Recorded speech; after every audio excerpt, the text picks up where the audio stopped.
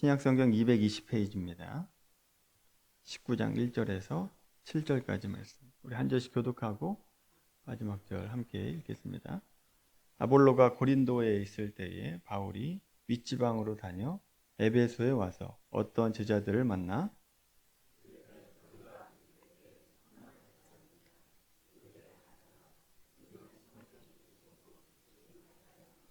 바울이 이르되 그러면 너희가 무슨 세례를 받았느냐?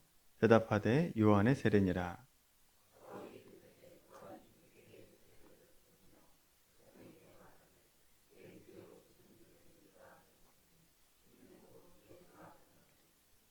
그들이 듣고 주 예수의 이름으로 세례를 받으니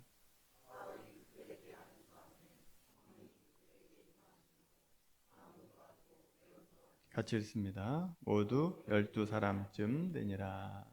아멘.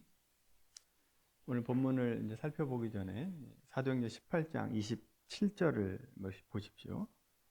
요한의 세례만 알고 있었던 아볼로에게 브리스길라와 아굴라 부부가 하나님의 도를 자세히 설명해 준 후에 아볼로를 아가야로 파송을 합니다. 아가야가 어디입니까?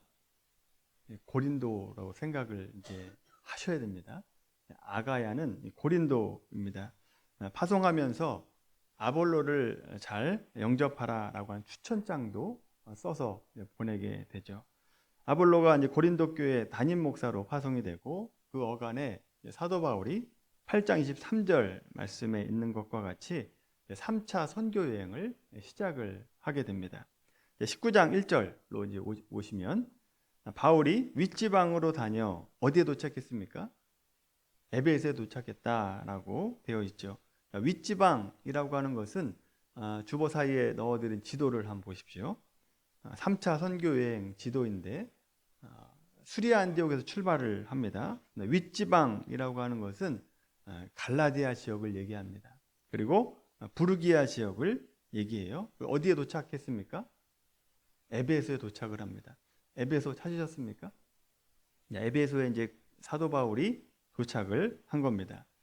자, 저를 보시면 바울이 에베소에 도착을 했습니다. 그리고 도착을 해서 여러 사람들을 만나 보니까 예수 그리스도를 믿는다라고는 얘기는 하는데 뭔가가 이상한 겁니다. 예수 믿는 사람 같지 않은 겁니다. 그래서 너희가 믿을 때 성령을 받았느냐라고 질문을 하니까 자기들은 요한의 세례만 알지 예수 그리스도를 통해서 받는 세례, 즉 성령 세례는 모른다라고 대답을 한 겁니다. 지난주에 보았던 아볼로와 같은 부류의 사람이다라고 우리가 생각하면 되겠습니다. 그래서 바울이 요한의 세례와 성령 세례가 어떻게 다른가라고 하는 것을 설명을 해주고 그때 예수님의 이름으로 세례를 주게 됩니다. 그러니까 그들에게 성령이 임하고 방언도 하고 예언도 했다라고 하는 것이 오늘 본문의 내용이죠. 자, 본문의 핵심이 요한의 세례와 성령 세례가 어떠한 차이가 있는가라고 하는 것이 오늘 본문의 핵심인데 오늘 우리도 이 차이를 살펴보면서 우리의 신앙을 되돌아보도록 하겠습니다. 우선 요한의 세례와 성령 세례가 어떻게 다른가를 알아보기 위해서 요한의 입으로 자기 세례와 예수님의 세례가 어떻게 다른가를 설명한 말씀을 한번 보겠습니다. 마태복음 3장 말씀입니다. 신약성경 3페이지입니다. 마태복음 3장 11절 12절 말씀입니다. 세례 요한이 자신의 세례와 예수님의 세례가 어떻게 다른가를 설명하고 있는 내용입니다. 같이 읽겠습니다. 시작. 나는 너희로 회개하게 하기 위하여 물로 세례를 베풀거니와 내 뒤에 오시는 이는 나보다 능력이 많으시니 나는 그의 신을 들기도 감당하지 못하겠노라. 그는 성령과 불로 너희에게 세례를 베푸실 것이요 손에 키를 들고 자기의 타작마당을 정하게 하사 알곡은 모아 곡간에 들이고 쭉정이는 꺼지지 않는 불에 태우시리라. 아멘. 세례 요한이 말하는 자기의 세례 요한의 세례는 회개케 하기 위한 세례이지 구원을 주기 위한 세례는 아니다라고 말합니다. 다시 말하면 세례 요한의 세례는 너희가 죄인이다라고 하는 것을 깨닫게 하고 예수 그리스도의 십자가가 필요하다라고 하는 것을 깨닫게 하는 세례라고 하는 거죠. 그래서 구원을 준비하게 하는 세례입니다. 준비해서 뭘 준비합니까? 예수님을 믿는 것을 준비케 하는 세례라고 하는 거죠. 반면에 예수님의 세례는 구원을 주는 세례입니다. 손에 키를 들고 알곡은 곡간에 드리고 쭉정이는 꺼지지 않는 불에 태우는 분명한 구원과 심판을 말하는 세례라고 하는 것을 말씀하고 있죠. 정리하면 요한의 세례는 구원의 세례가 아니라 회개하는 마음, 또 구원에 대한 간절한 소망을 갖게 하는 세례라고 한다면 예수님의 세례는 구원을 주는 세례라고 하는 겁니다. 구원 자체라고 하는 것이죠. 여러분 이 차이를 잘 이해하고 계셔야 됩니다. 이 차이를 이해하고 오늘 본문으로 다시 돌아와 보시면 에베소 교회에 나타난 교회의 문제가 무엇인가라고 하는 겁니다.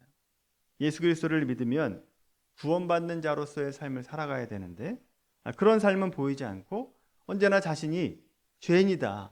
그리고 나는 구원이 필요한 존재입니다. 라고 하는 것을 그 속에서만 머물러 있는 성도들을 만나게 됐다라고 하는 거죠.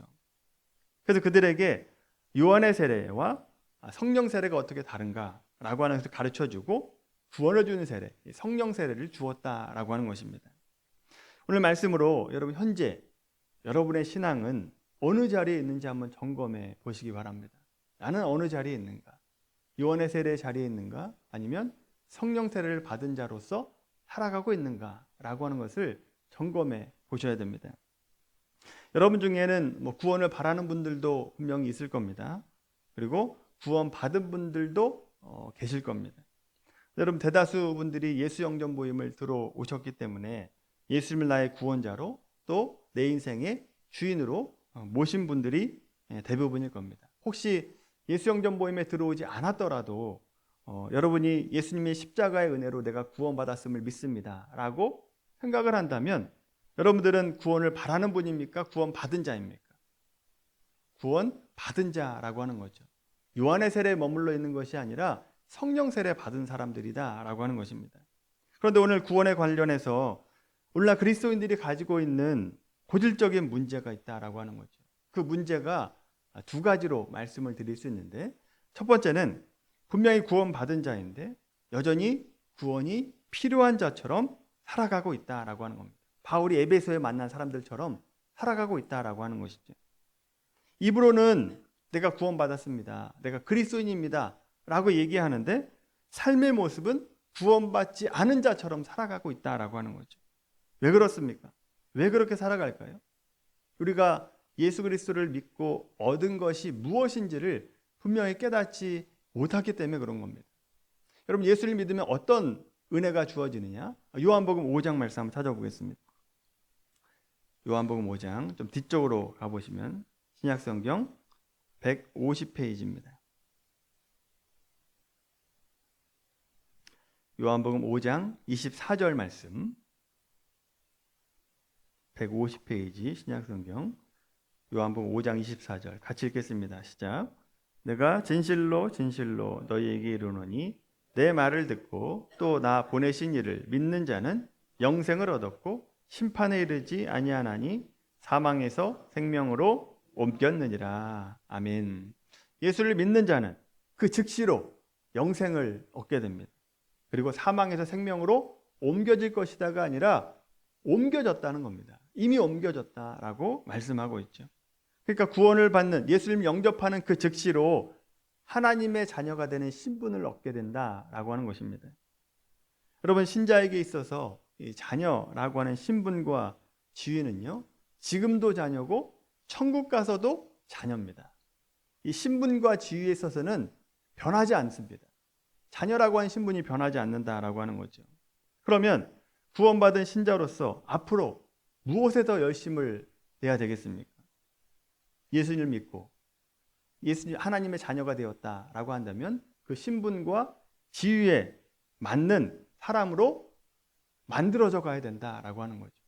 거기에 맞는 사람으로 만들어져 가고 준비되어 가야 된다라고 하는 겁니다. 어린 신앙, 연약한 신앙, 또 미련한 신앙에서 좀 더 깊고 넓고 또 높아지는 신앙이 돼야 되는 것이 우리 그리스도인들, 예수 믿는 사람들의 모습이 돼야 된다라고 하는 거죠. 그런데 많은 그리스도인들이 자녀된 신분을 얻었음에도 불구하고 여전히 부족하고 연약한 자기 모습을 돌아보면서 나는 아직 하나님의 자녀가 되지 못했구나, 이런 생각을 한다라고 하는 겁니다. 자기의 신분과 지위를 흔들리는 그런 신앙의 삶을 살아가고 있는 거죠. 그러니까 늘 회개만 합니다. 늘 구원만 달라고 얘기하고 하나님의 자녀인 것을 확인시켜 달라고 그렇게 하나님께 때를 쓰는 신앙이 된다라고 하는 거죠. 쉬운 예로 들면 신자는 이미 시험에 합격해서 합격 통지서를 받은 사람입니다. 그렇게 예를 들면 그렇게 얘기할 수 있는 거죠. 하나님 나라에 들어갈 자로 확정된 겁니다. 그런데 많은 그리스도인들이 이미 합격 증서를 받았음에도 불구하고 합격받지 못한 자처럼 살아가고 있다라고 하는 겁니다. 스스로 합격되지 못했다라고 생각을 하니까 이제 공부를 하다가 좀 컨디션이 좀 안 좋아요. 공부가 좀 안 됐습니다. 그러면 나는 분명히 불합격할 거야 라고 생각을 합니다. 근데 어느 날은 시험 준비가 잘 돼요. 집중이 잘 됩니다. 그럼 나는 분명히 합격할 거야 라는 생각을 하루에도 몇 번씩 오가고 한다라고 하는 거죠. 여러분, 성경은 뭐라 그래요? 이미 합격했다는 겁니다. 합격 증서를 받았다는 거죠. 구원 받았다는 얘기입니다. 만약 여러분이 예수님을 주로 고백하고 또 예수님을 내 인생의 주인으로 모셨음에도 여전히 구원을 받기 위해서 노력을 하는 신앙이라고 한다면 사도 바울이 여러분의 모습을 보고 어떻게 얘기할까요? 너희가 믿을 때 성령을 받았냐? 라고 얘기할 겁니다.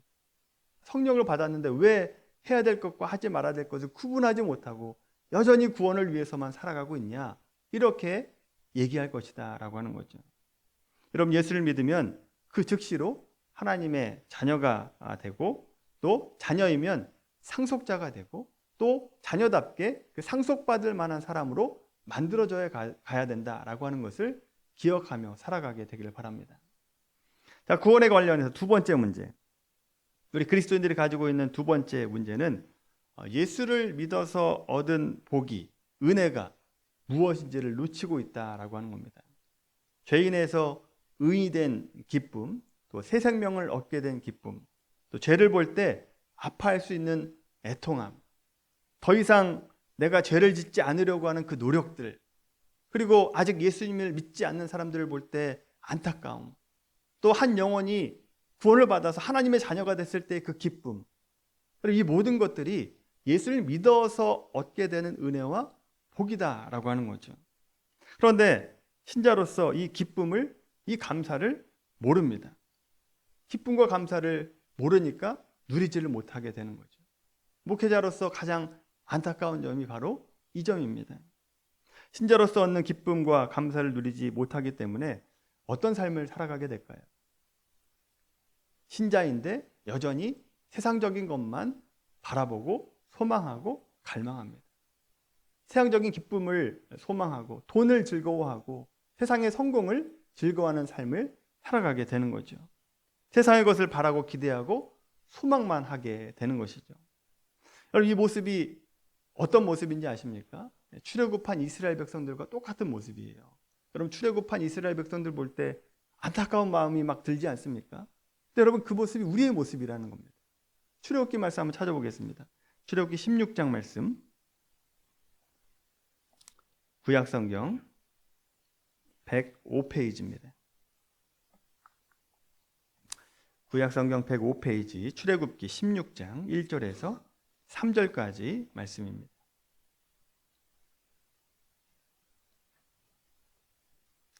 출애굽기 16장 1절에서 3절 같이 읽겠습니다. 시작. 이스라엘 자손의 온 회중이 엘림에서 떠나 엘림과 시내산 사이에 있는 신광야에 이르니 애굽에서 나온 후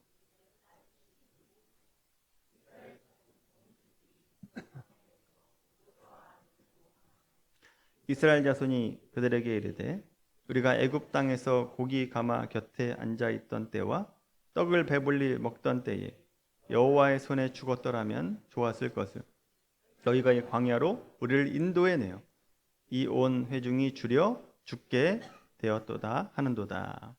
아멘. 이스라엘 백성들이 애굽에서 400년간 종되었다가 하나님께서 그들의 울부짖음을 들으시고 모세를 보내주십니다. 그래서 10가지 재앙을 통해서 이스라엘 백성들이 출애굽을 하게 되죠. 출애굽했다라고 하는 것은 종의 신분에서 자유인의 신분이 됐다라고 하는 뜻입니다. 그리고 구름 기둥과 불 기둥으로 인도함을 받죠. 그리고 홍해를 건널 때 마른 땅을 걷는 것처럼 건너게 됩니다. 여러분, 종의 신분에서 자유인이 됐습니다. 그리고 하나님의 인도하심을 받아요. 그리고 하나님께서 주시는 기적을 체험합니다. 얼마나 감사할 게 많아요. 얼마나 감사하고 즐거울 것도 찬양할 것이 얼마나 많습니까? 그런데 읽었던 말씀을 보면 하나님의 백성으로 누리는 은혜와 복을 누리지를 못하니까 이스라엘 백성들이 원망을 하게 된다라고 하는 겁니다. 하나님을 원망하고 모세와 아론을 원망하게 되죠. 캔이 나왔다는 겁니다. 그러면서 뭘 그리워해요? 어딜 그리워합니까? 애굽을 그리워해요. 애굽에서 종되었던 때를 그리워한다고요. 애굽에 있을 때는 고기도 먹었다는 겁니다. 상추도 먹고 쌈장도 먹고 파채도 먹고 맛있게 먹었는데 지금 이게 뭐냐? 고기가 없지 않냐? 먹을 게 없지 않냐? 굶어 죽게 생겼다. 그렇게 얘기하고 있는 겁니다. 오늘날 신자들이 이런 것들로 불평하고 있다는 것을 여러분 아십니까? 우리가 그렇게 살고 있어요. 은혜와 복을 못 누리니까 총되었던 때를 그리워하고 있다고요. 하나님의 자녀답게 살아갈 때 누릴 수 있는 기쁨과 행복과 평안이 있는데 그런 거 다 놓치고 세상적인 것만 보고 살아가고 있다는 거죠. 그러니까 어디가 낫다 그래요? 예수님 믿기 전이 낫다고 얘기합니다. 괜히 예수님 일찍 믿었다는 거예요. 그런데 천국과 지옥이 있다는 건 어설프게 알아가지고 천국은 가야 되겠으니까 하나님 죽기 전에 5분 전에만 알려주시면 내가 예수님 믿고 구원받고 천국 가겠습니다. 이렇게 얘기한다고요. 무엇이 없어서 그렇습니까? 하나님 자녀로서 누릴 수 있는 은혜와 복이 뭔지를 몰라서 그렇다라고 하는 거죠. 물론 그렇게 살아가는 것이 아예 이해가 안 되는 것은 아닙니다. 이해가 조금은 되죠. 여러분 초등학교 시절에 가장 아끼던 게 뭡니까? 제가 아끼던 건 구슬, 딱지 이런 거였는데 한참 모아가지고 이제 좀 커가지고 중학교쯤 가니까 쓸모가 없어지더라고요. 그래서 그때 당근이 없어가지고 팔지는 못했습니다만 친구들 주고 그냥 버리고 했었던 것 같아요. 근데 여러분 좀 크니까 구슬과 딱지가 쓸모 없어지게 되더라고요. 그래서 예수를 믿는다고 하는 분들이 세상적인 것에 목매어 살고 세상적인 곳에 웃고 오는 모습을 보면 이해가 안 되는 건 아닙니다. 이해가 되죠. 그게 즐거움입니다. 그분들에게는. 아직까지 좀 더 차원 높은 기쁨과 은혜를 못 누리기 때문에 그런 소소한 것들로 목적하고 살아가게 되는 거죠. 얼마나 안타깝습니까? 사실은 안타까운 일이죠. 여러분이 신자 됐다라고 하는 것은 착해졌다는 뜻도 아니고 다른 사람들보다 여러분이 의롭다라고 하는 뜻도 아닙니다. 가장 큰 복은 뭐냐? 하나님이 여러분 편 들겠다라고 하는 겁니다. 하나님이 여러분을 인도하겠다라고 하는 것이 우리가 가진 가장 큰 복이다라고 하는 거죠. 세상 사람들이 자기를 믿고 산다라고 한다면 우리 예수님 믿는 사람들은 하나님이 나의 백이 되어준다라고 하는 거죠. 얼마나 든든합니까? 이것이 진짜의 영원한 자랑이고 은혜와 복이다라고 하는 것이죠. 이걸 알면 그럼 세상적인 것에 크게 연연하지 않고 살아갈 수 있게 되는 거죠. 마지막으로 로마서 8장 말씀 한번 찾아보고 말씀을 마치려고 합니다. 로마서 8장 14절 말씀입니다.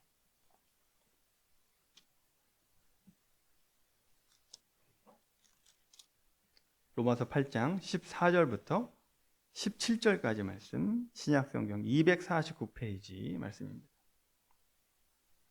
로마서 8장 14절부터 17절까지 같이 한 목소리로 읽겠습니다.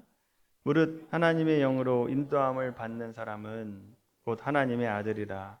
너희는 다시 무서워하는 종의 영을 받지 아니하고 양자 영을 받았으므로 우리가 아빠 아버지라고 부르짖느니라. 성령이 친히 우리의 영과 더불어 우리가 하나님의 자녀인 것을 증언하시나니 자녀이면 또한 상속자 곧 하나님의 상속자요 그리스도와 함께한 상속자니 우리가 그와 함께 영광을 받기 위하여 고난도 함께 받아야 할 것이니라. 아멘.